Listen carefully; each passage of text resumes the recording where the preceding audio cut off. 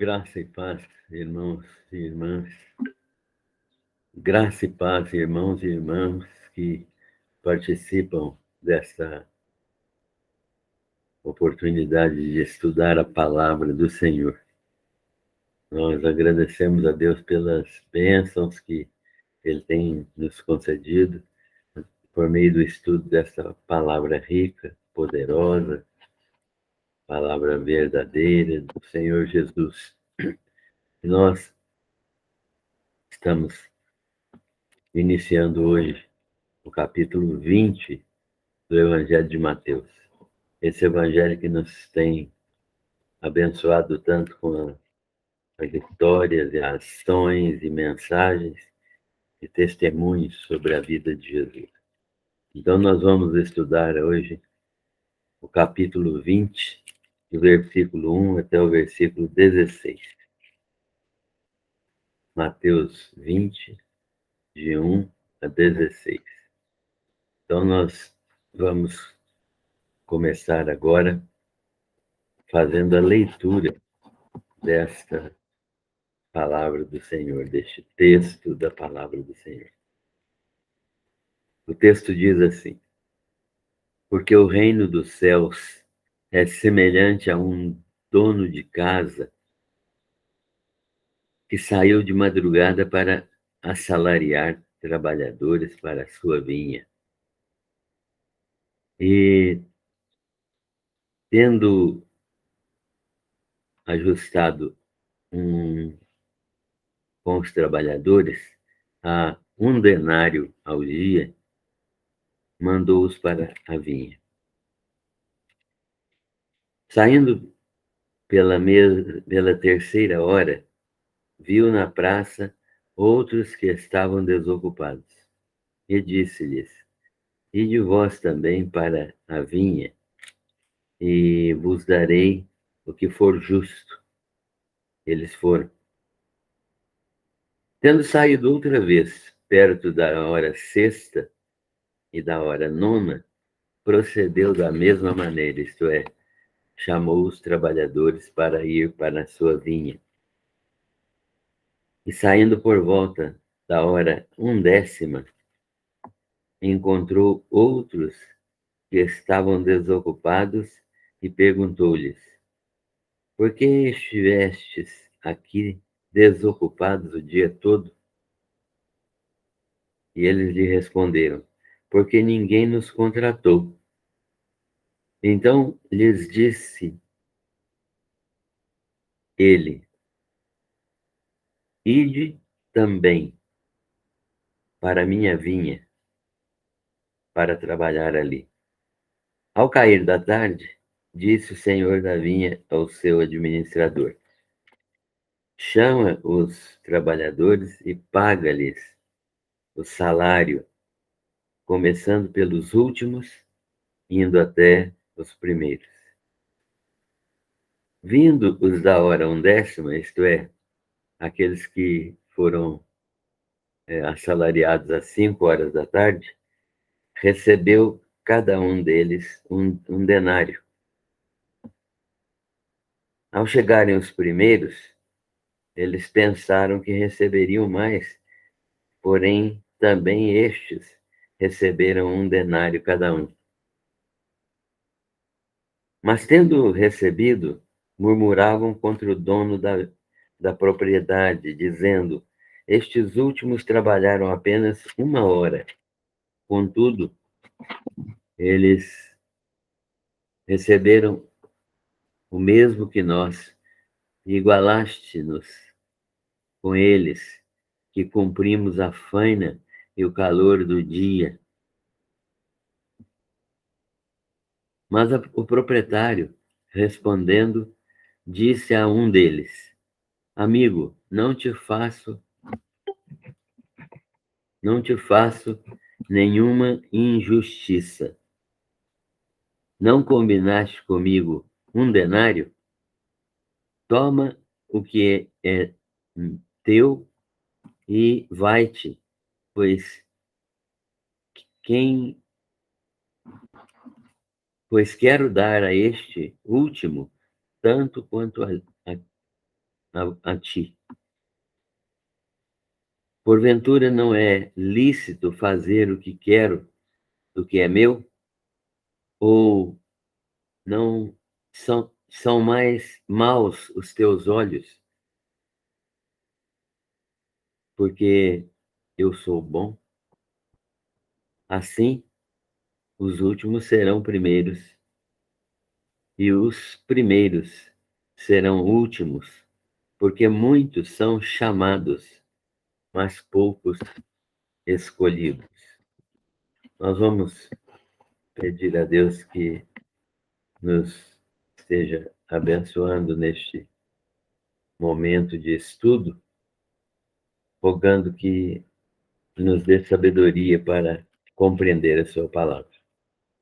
Senhor nosso Deus, nós te agradecemos pela bênção de podermos estudar a tua palavra mais uma vez. E nós nos alegramos em poder fazer isso, porque podemos ouvir a tua voz, ouvir os ensinos de Jesus, podemos avaliar a nossa própria vida conforme e de acordo com a tua palavra. Nós reconhecemos que necessitamos da tua graça, porque sem ela nós não podemos compreender nada daquilo que está escrito aqui. Dirige-nos, opera em nós, ilumina nossa mente com o teu Santo Espírito, que é o autor desta palavra. Nós te pedimos e agradecemos em nome do Senhor Jesus. Amém. Irmãos, estamos diante de um texto que não é de fácil entendimento, mas as parábolas de Jesus, né, têm um sentido óbvio. Elas são escritas para demonstrar um aspecto. Muitas vezes a gente, ao estudar parábolas, fica preocupado com os detalhes, né? Trabalhadores, salário, hora, por que foi tal hora, que não foi tal hora.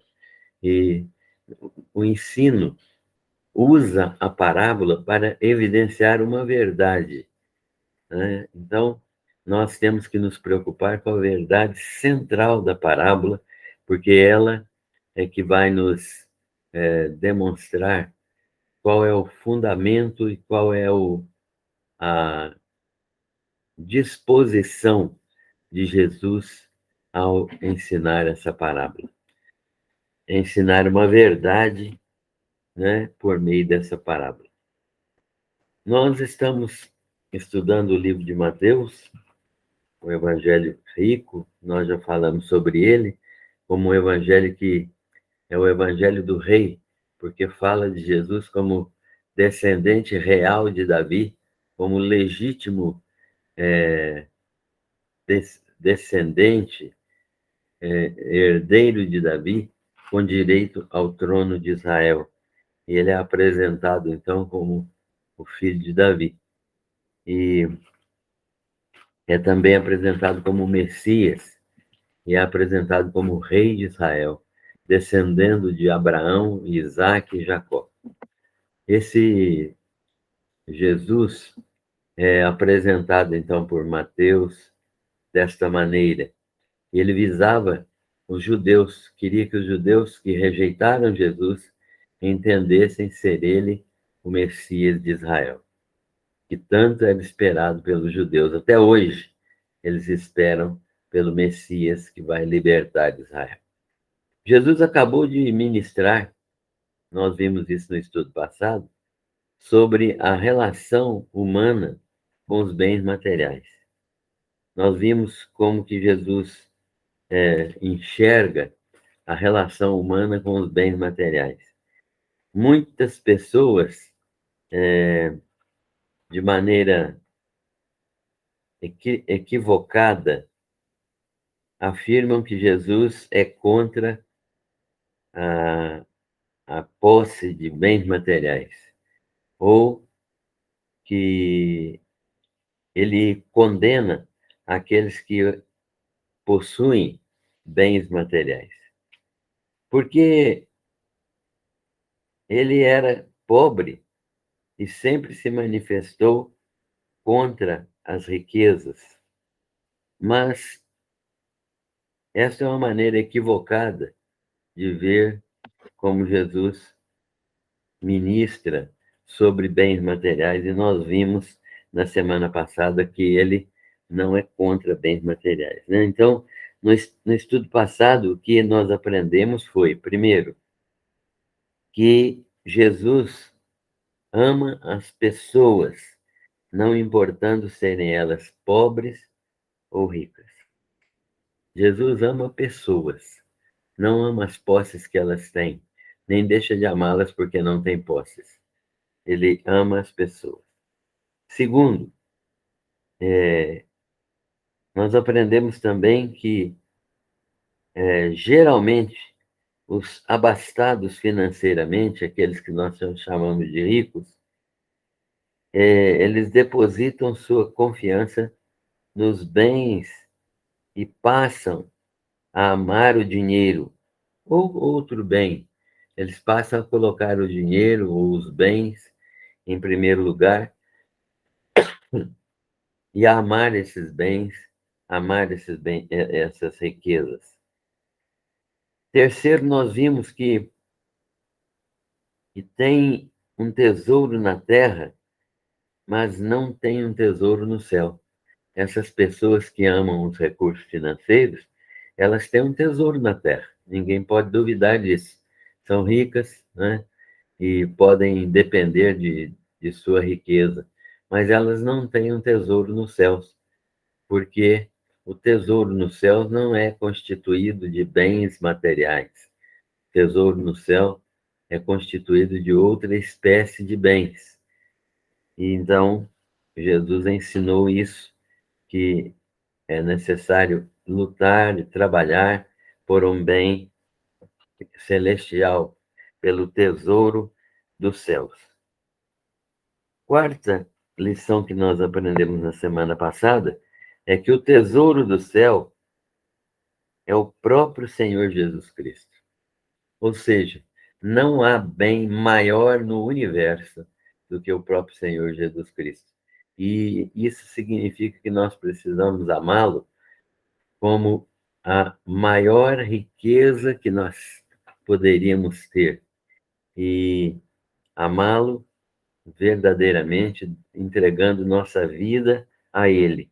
Então, Jesus é o maior bem, a maior riqueza.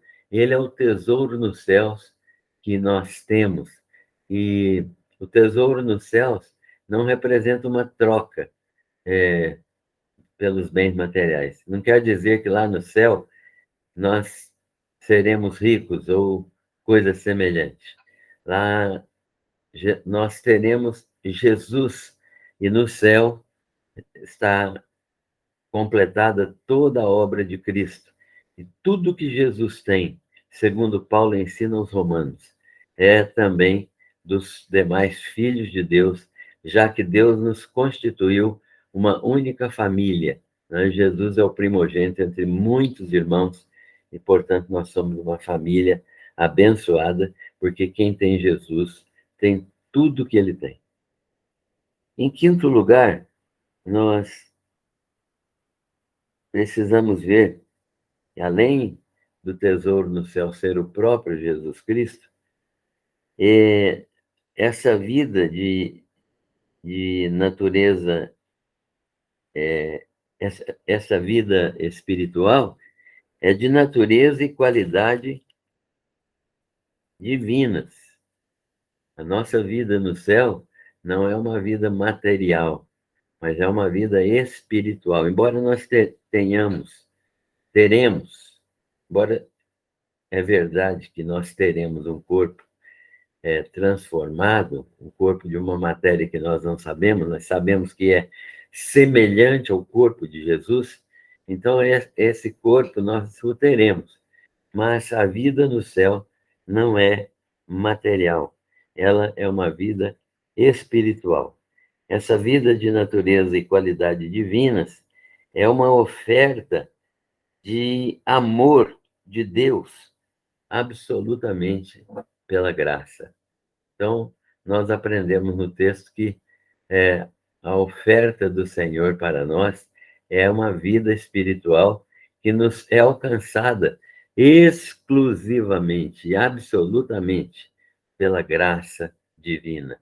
Então, nós passamos a ter em Cristo uma vida de natureza divina, uma vida de origem divina, de qualidade espiritual, que nós passamos a ter quando cremos em Jesus Cristo como Senhor e Salvador, e que é absolutamente pela graça. Ninguém merece esta ação de Deus na sua vida, mas ele opera isso pela graça mediante a fé. Esse é o ensino de Paulo aos Efésios. E nós aprendemos também na semana passada que é necessário perder tudo. É necessário perder tudo, abrir mão de tudo, não amar as coisas do mundo, não ter um ídolo, não depender de nada, não depender de qualquer bem deste mundo para receber essa vida eterna que está em Jesus Cristo. Isso Jesus ensinou ao jovem rico, nós vimos na semana passada. Vai, vende tudo que tem, dá aos pobres, terás uma vida no céu. Jesus não estava querendo, na verdade, que ele vendesse tudo, mas queria que ele tivesse a disposição de perder tudo por amor de Jesus. E Jesus ensinou, então, né, quem achar a sua vida, ou quem tiver a sua própria vida, prazer na sua própria vida, perdê-la, isso é, vai morrer e vai estar condenado espiritualmente. Mas quem quem perder a sua vida por amor de mim, diz Jesus, esse achará a vida eterna.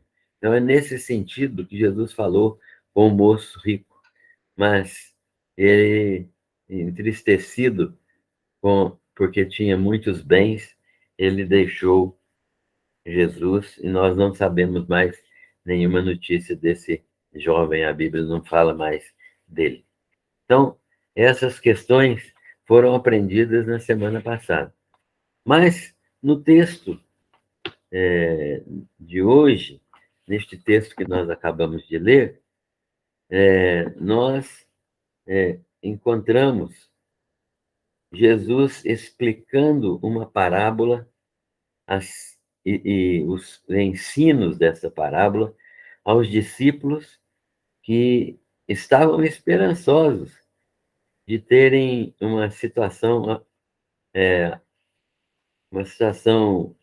abastada, uma situação melhorada, já que deixaram tudo para seguir a Jesus. Foi a pergunta de Pedro, né? Senhor, e nós, que tudo deixamos para te seguir? O que vai acontecer conosco? Será que nós vamos ter alguma coisa? Ou vamos perder tudo, né? Então, Jesus responde a ele que nesta vida eles já teriam muitas bênçãos por estar seguindo Jesus, e no reino vindouro, isto é, no reino milenar, que Jesus vai estabelecer aqui neste mundo, eles teriam uma posição de honra, né? Jesus falou em 12 tronos, onde se assentariam os 12 apóstolos para julgar as 12 tribos de Israel. Isso tem sido muito espiritualizado e tem sido demonstrado como relacionado à igreja. Mas as profecias do Velho Testamento, se não forem espiritualizadas, se elas fossem vistas pelo processo gramático histórico, com a literalidade que exige, né? Literalidade não no sentido obtuso da palavra, mas no sentido inteligente da palavra. Então, há profecias que só se cumprirão no reino milenar.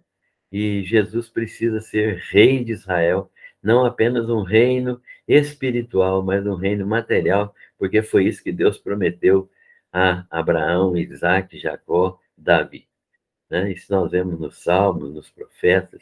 Então, nós temos como certeza que esse reino milenar vai se cumprir e os apóstolos terão um lugar de honra nesse reino milenar. Mas a parábola tem um ensino fundamentado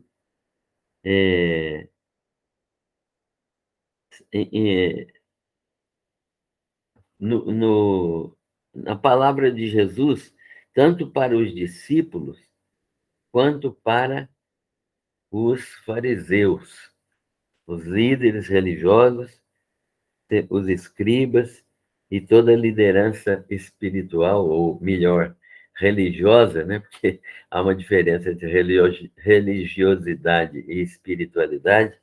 Então, esta palavra era dirigida também a fariseus, escribas e líderes religiosos. Essa palavra do ensino da parábola. A palavra tem ensinos fundamentais.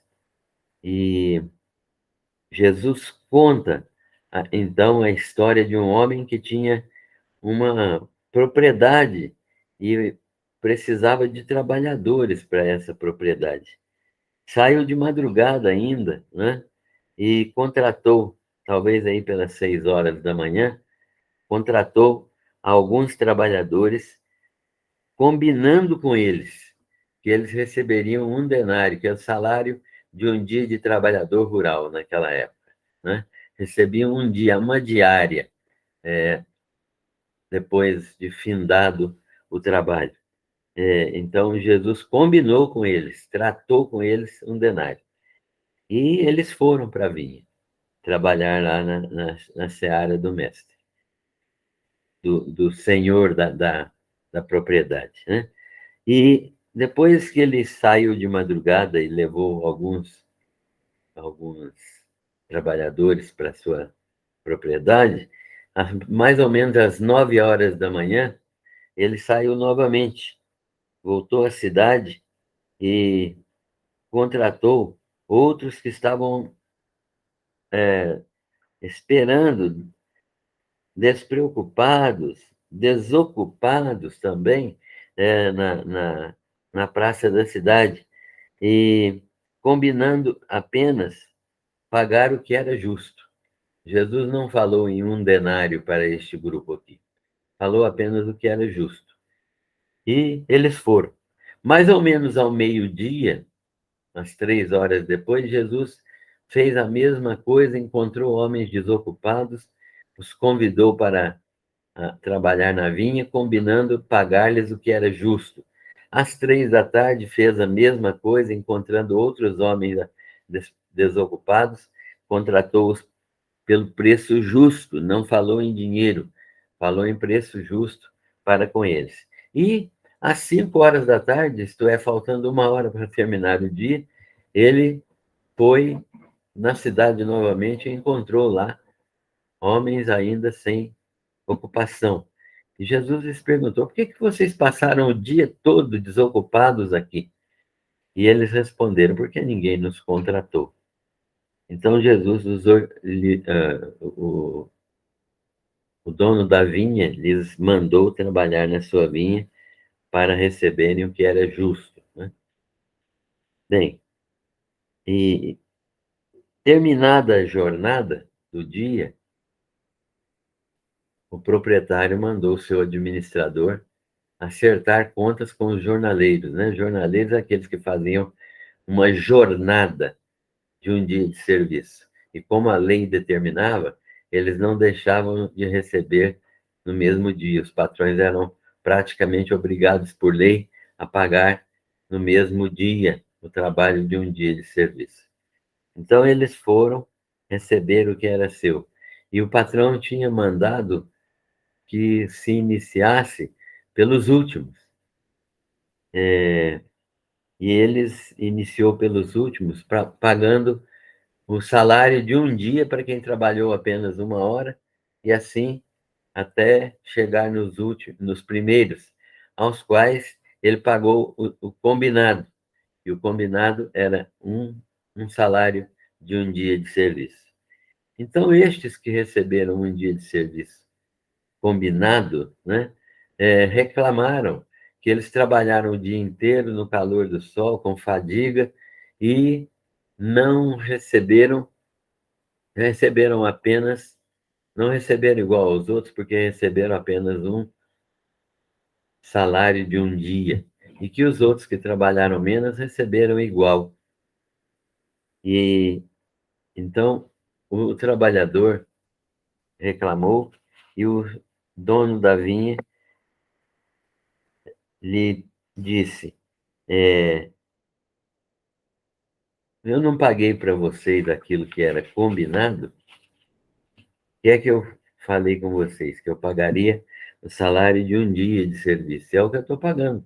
Eu estou sendo justo com vocês porque eu combinei que pagaria um denário, o que é o salário de um dia. E se vocês não acham que eu estou sendo justo, aqui está o salário combinado e vocês podem ir embora. Você acha que eu não posso fazer o que eu quero com o meu dinheiro? E você tem um olho tão mau, você é tão mal de pensamentos e de íntimo, que não consegue permitir que eu faça o que eu quiser com o meu dinheiro e que abençoe as pessoas que eu quiser abençoar. Então, eles se foram e o dono da vinha pagou um denário para cada um daqueles trabalhadores que trabalharam das 9 em diante, do meio-dia em diante, das 3 da tarde em diante e das 5 da tarde em diante. Tem a ver a ideia corrente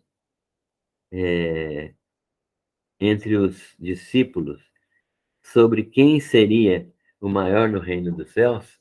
Então, Jesus está ensinando aqui aos discípulos que o reino dos céus é um reino de graça e ele está tratando de graciosamente os trabalhadores, né? Ele tem a ver com a ideia judaica de que eles, os judeus, eram merecedores de posições. Os judeus achavam que por serem descendência de Abraão, por serem religiosos, por serem cultuadores no Templo de Jerusalém, por fazerem sacrifícios, por oferecerem sacrifícios e por cumprirem rigorosamente toda a lei e todos os rituais da lei, festas, sábados, circuncisão, restrições dietéticas, eles achavam que eles eram merecedores da vida eterna. Ou seja, eles acreditavam que a salvação era conquistada por eles mesmos, mediante o seu próprio esforço. Também os discípulos entenderam entendiam, né, que havia dentre eles algum que seria mais importante. E eles discutiram algumas vezes para saber quem seria o maior no meio deles. Inclusive, 2 vezes Jesus apresentou uma criancinha no meio deles e disse: olha, quem quiser ser o maior tem que ser igual a essa criança. Uma outra ocasião, Jesus disse: quem quiser ser o maior entre vós, seja vosso servo, quando ele lavou os pés dos discípulos. Então, essa parábola tem a ver com essas duas circunstâncias, com esses dois pensamentos. Mas os ensinos da parábola demonstram uma outra linha de pensamentos. Os discípulos precisavam conhecer, primeiro, que Deus é soberano. É o primeiro ensino dessa parábola. Deus é soberano, ou seja, ele é como o dono da vinha. Ele chama a quem ele quer e dá a graça, dispensa a graça dele sobre quem ele quer. Então, os judeus precisavam entender isso porque eles se achavam merecedores da graça de Deus. E a parábola mostra que Deus é soberano e que Deus não é obrigado por ninguém, nem por nada, nem por obra nenhuma de quem quer que seja, nem por alegação da justiça pessoal, que ele é Senhor absoluto e doa a graça dele a quem ele quer. Então, Deus é soberano, ele chama para o seu reino aqueles que ele determinou chamar. Deus chama para o seu reino aqueles que ele determinou na sua mente infinita e sábia chamar para si. Segunda, é, segundo ensino que esta parábola apresentou para os judeus e para os discípulos, que Deus oferece oportunidades aos trabalhadores. São várias as oportunidades. Deus concede muitas oportunidades. O povo de Israel foi coalhado de oportunidades. Nós temos pessoas que ouvem a palavra de Deus todos os dias e não se convertem. Nós temos pessoas que passam por igrejas e ouvem a palavra, ouvem essa palavra viva e verdadeira e não se convertem, porque não tem um coração endurecido. Mas Deus dá aos pecadores, por sua graça, muitas oportunidades realmente graciosas, né? Aos trabalhadores foram ofertadas várias oportunidades. Às pessoas, segundo o propósito e Deus chama as pessoas segundo o seu propósito e as chama pela sua graça. Então, Deus escolhe propositalmente, definitivamente. Deus escolhe soberanamente. Deus tem propósito no chamamento das pessoas. E ele as escolhe soberanamente. E também ele as chama por meio da sua graça. Ninguém vem ao Pai senão por mim, disse Jesus. E ele chama as pessoas, né? Vinde após mim, é o chamado de Jesus. Terceiro, para os judeus da Judéia, os judeus de Jerusalém, os galileus, que eram os próprios discípulos de Jesus, né? Todos os discípulos de Jesus eram galileus, exceto Judas Iscariotes. Mas os demais eram galileus. E eles eram desprezados, os galileus eram desprezados pelos judeus, né? Os pobres, os publicanos,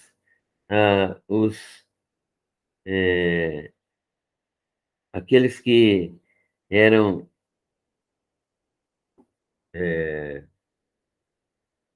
desabonados financeiramente, né?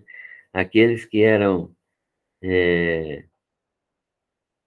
marginalizados pela sociedade, prostitutas, ladrões, né? Gente miserável, gente pobre, esmolers, aquelas pessoas eram desprezadas pelos judeus. Por exemplo, Zaqueu, Mateus, nós temos relatos de como eles eram desprezados, como as pessoas que eram de baixo nível social eram desprezados pelos judeus, né? Especialmente pelos fariseus.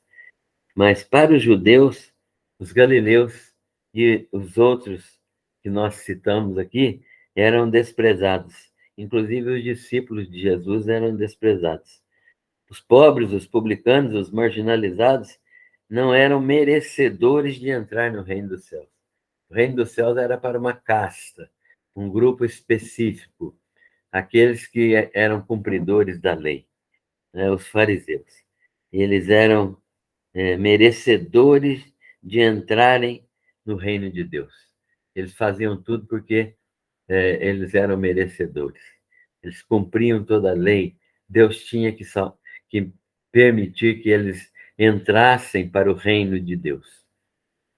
Mas Jesus está mostrando exatamente o contrário, né? Que Deus alcança a todos. E para ele não há acepção de pessoas. Não é o mérito, né? É claro que o mérito de quem trabalhou a primeira hora, humanamente, é um mérito maior do que aquele que trabalhou a última hora. Mas, para Deus, eles são espiritualmente iguais. Não há nenhuma vantagem de um sobre o outro. Portanto, são níveis da operação da graça de Deus. Deus salva tanto aqueles que são zelosos da lei, como os fariseus, Nicodemos,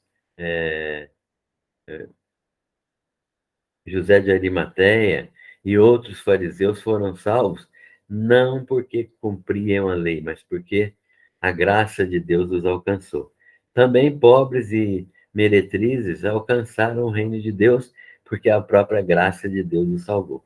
Então, isso é simbolizado na parábola pela quantidade de trabalho que aqueles homens fizeram.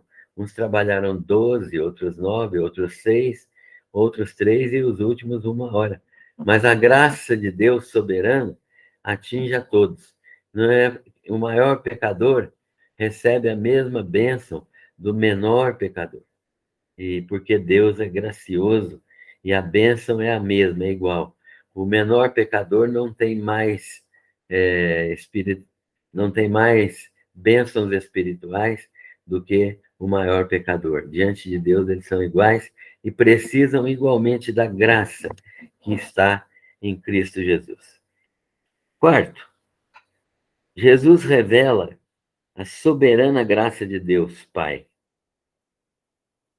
Deus, né, é cheio da graça. E Jesus revela isso para com os homens pecadores. Todos os pecadores precisam da graça de Deus. Os maiores pecadores precisam também da graça de Deus abundantemente, né? Assim como os menores pecadores também precisam da graça abundante de Deus.